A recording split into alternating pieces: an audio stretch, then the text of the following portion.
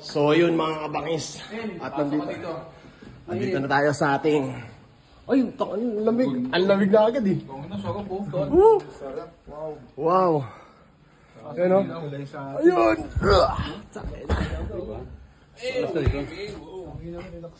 Relax. Tapos, dito, the best. Sino dito tutulog dito?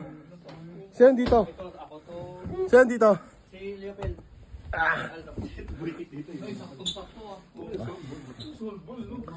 Dito pwede dalhin yung dalawa. Let's go mga kabangis. So yun.